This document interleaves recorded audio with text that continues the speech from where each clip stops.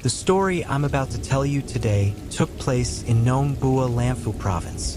At that time, the storyteller had returned to stay at home during school break. But then, a series of strange events began occurring in his village. After an elderly woman arrived in the village near where the storyteller lived, a string of mysterious deaths among the villagers started to unfold. Later, he learned from a monk in the village that this old woman was no ordinary person. This story is known as Terror Granny. Before we dive into our scary story, we would like to ask everyone to like and subscribe to support us in continuing to bring you more terrifying tales in the future. This story is a horror tale about Wade. The events all trace back to his childhood, when he lived in a village in Nong Bua Lamphu Province. During that time, Wade often visited a monk at the village temple, which was a forest monastery. At this temple, the monk's niece also stayed to take refuge. There came a time when Wade had the chance to become ordained as a novice monk. He decided to extend his ordination for over a month. During his time as a novice, Wade felt like the monk's right hand, frequently assisting him in making amulets and affixing gold leaf so the monk could bless it with incantations. Wade noted that the monk was highly respected and known for his powerful knowledge in the mystical arts, attracting numerous disciples from other provinces and even abroad. Many sought him out specifically for sacred items to worship.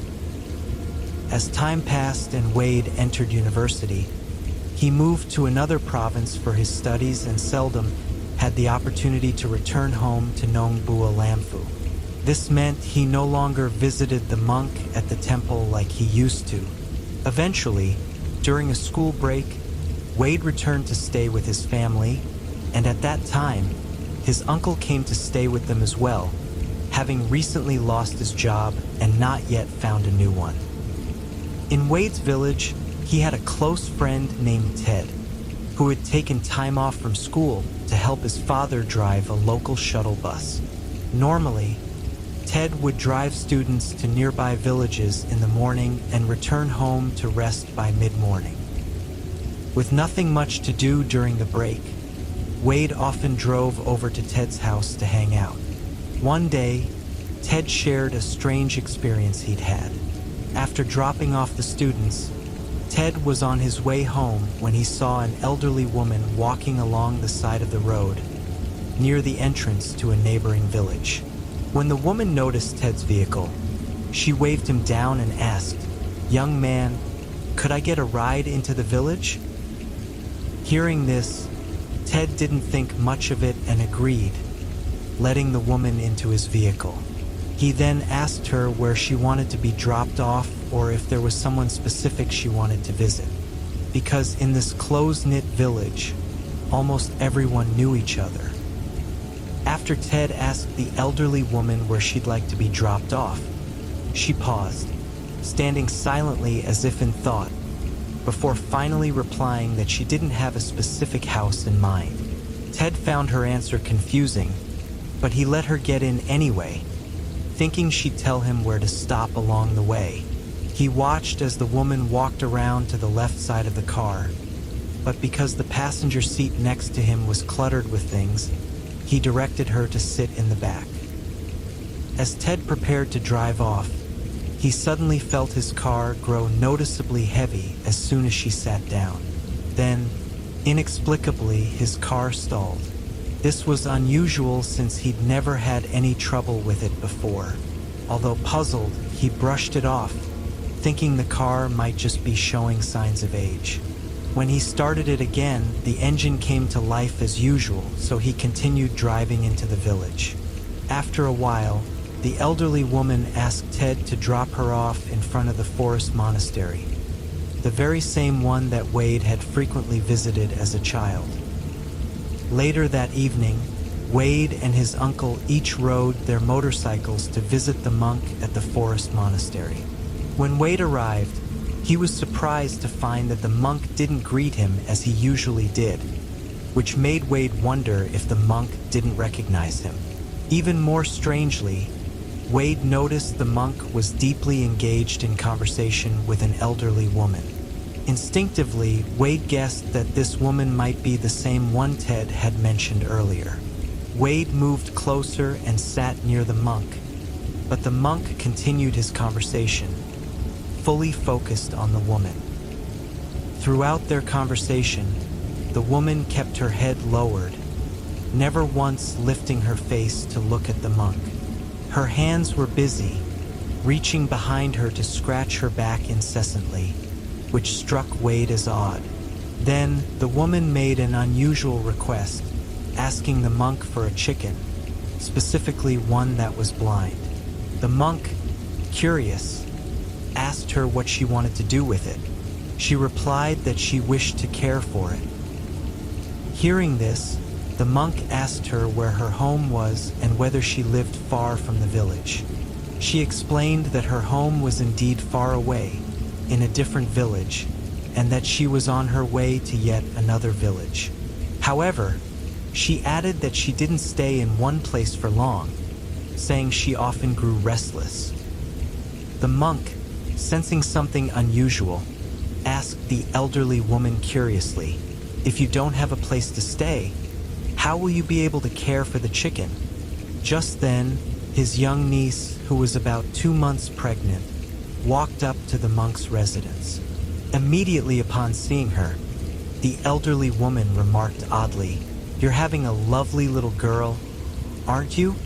This strange comment was puzzling to Wade, as at only 2 months, it's medically impossible to determine the baby's gender without specific chromosomal tests, which typically require at least 3 months of pregnancy. Wade wondered if the woman had made a lucky guess or if there was something more to her knowledge. Before Wade had arrived at the monk's hut, he had seen several chickens pecking at scraps in front of it.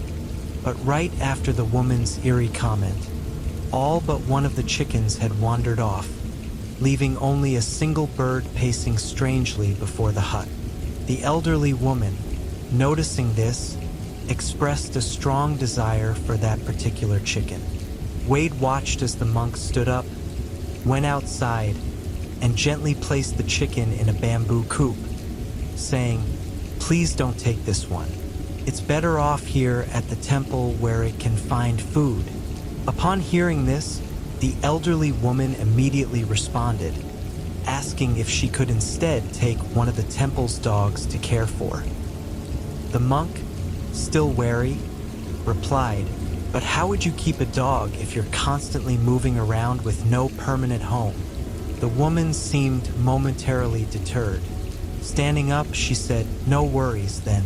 I'll be on my way." And so, she left the temple without taking any animal with her, as the monk had refused to part with any. When the monk returned to his hut, he asked Wade to accompany the woman to her village, as it was getting late, and he didn't want her to walk alone in the dark.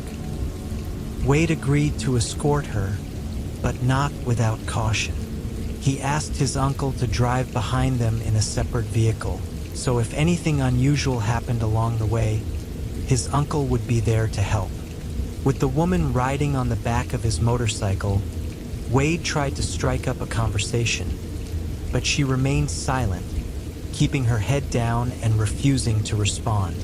Wade later admitted he felt an inexplicable chill while she was on his bike, but he brushed it off as the evening air growing colder.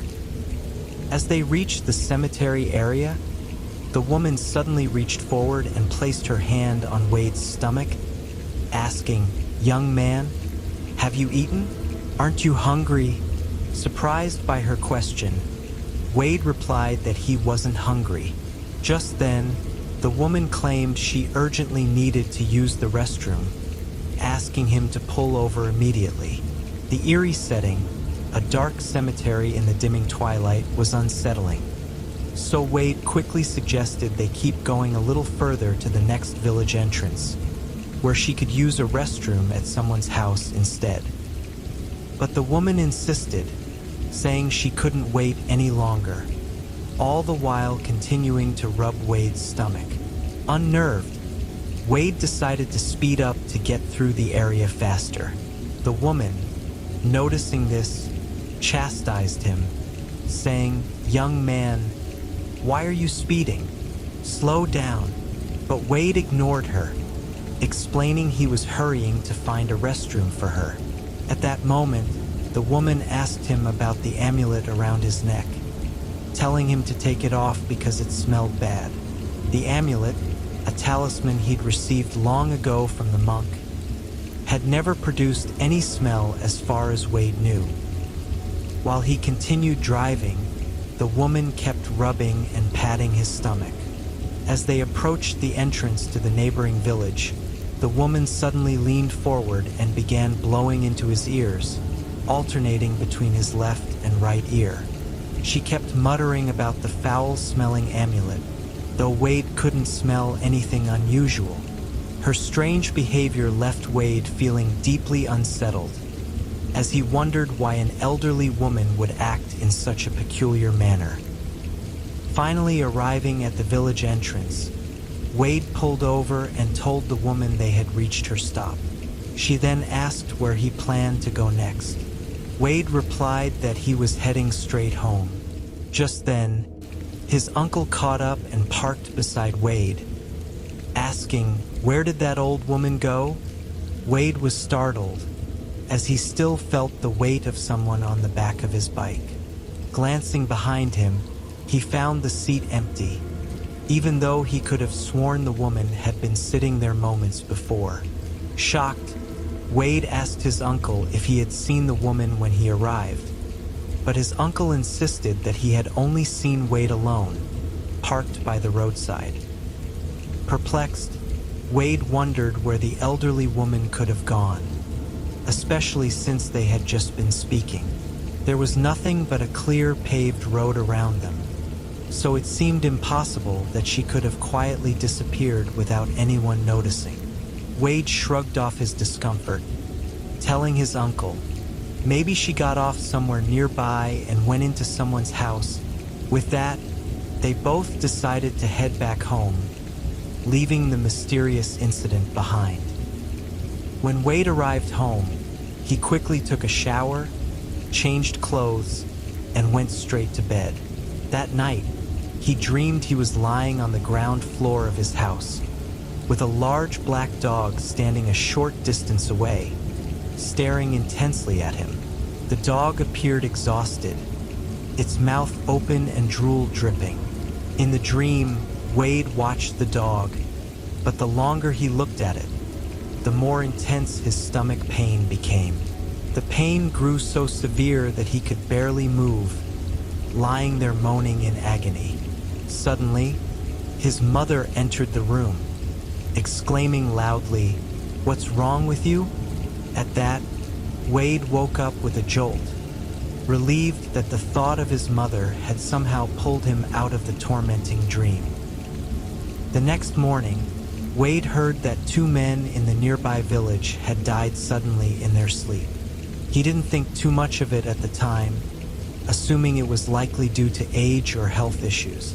Later, after finishing his morning tasks, he drove over to visit the monk at the temple as usual. On the way, he ran into Ted, who shared that he'd had an unsettling dream the night before.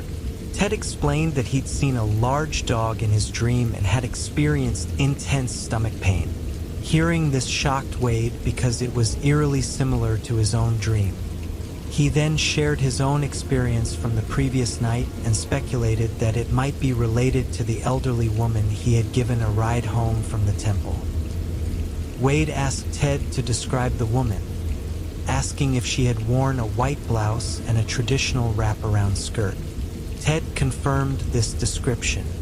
After discussing their dreams and suspicions for a while, they decided to go see the monk together at the temple. When they arrived, the monk greeted them and asked if they were well, then inquired, "Do you know who the person was you helped last night?" Wade replied that he didn't know. He'd simply agreed to help her get home since it was late, and he didn't want her walking alone in the dark.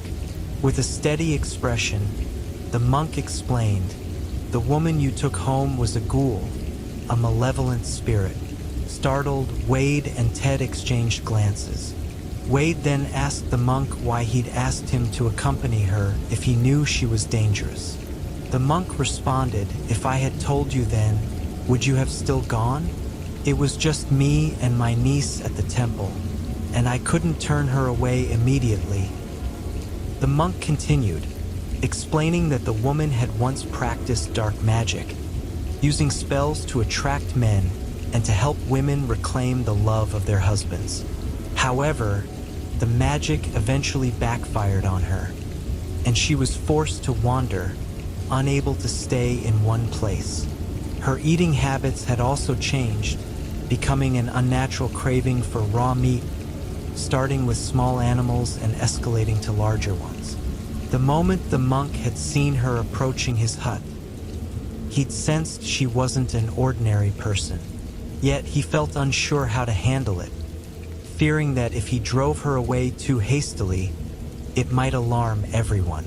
So he kept her engaged in conversation until Wade could take her home. After that incident, Wade heard local villagers talking about another sudden death in a neighboring village. It was the same village he had dropped the elderly woman off at. Fortunately, no strange events occurred in Wade's own village, as the monk had blessed bamboo sticks and distributed them to the villagers to place around their homes, serving as a protection to confuse and ward off the ghoul, preventing it from seeing the houses. After hearing Wade's story, I personally see the ghoul legend as an ancient tradition deeply ingrained in Thai culture. The ghoul has been a part of Thai folklore for generations. Today, however, this phenomenon has been examined and explained through scientific reasoning, particularly within the field of psychiatry. In some research I've come across, it's suggested that symptoms attributed to being possessed by a ghoul are often actually manifestations of certain psychiatric disorders. Still, from a cultural perspective, ghoul stories remain chillingly captivating. Just mentioning them can send a shiver through any group of listeners. So, what do you think about this topic? I'd love to hear your thoughts in the comments below. And if you're someone who enjoys hearing eerie experiences and spine-chilling tales, let me be the one to bring these stories to you.